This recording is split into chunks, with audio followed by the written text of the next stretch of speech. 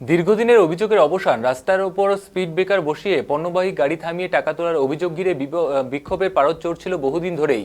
অবশেষে প্রশাসনিক নির্দেশিকার পর ফালাকাটা কোচবিহার সড়কে বন্ধ হলো টোল আদায় প্রক্রিয়া।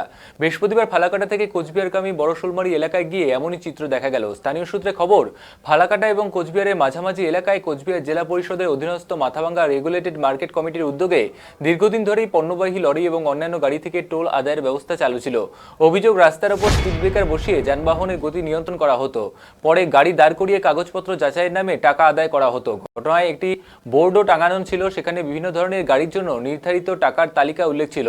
পাশাপাশি সেখানে একটি স্থায়ী অফিসঘর গড়ে তোলা হয়েছিল। স্থানীয় ব্যবসায়ী এবং গাড়ি চালকদের একাংশের দাবি, এই টোল আদায়কে কেন্দ্র করে দীর্ঘদিন ধরে হয়রানির শিকার হতে হচ্ছিল তাদের।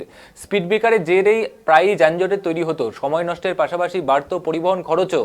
সম্প্রতি বেআইনি টোল আদায় এবং রাস্তার উপর অবৈধ বাধা নিয়ে মুখ্যমন্ত্রী শুভেন্দু অধিকারীর করা অবস্থান এবং প্রশাসনিক স্তরে নির্দেশিকা জারি হওয়ার পর পরিস্থিতির বদল ঘটেছে বলে মনে করছে স্থানীয়রা।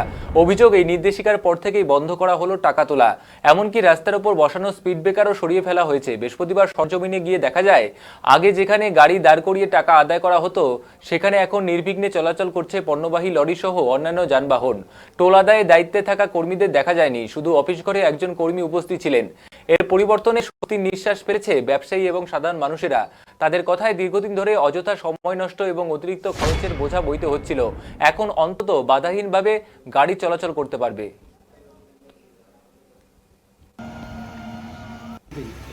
মার্কেটিং মানে কোন বলেন?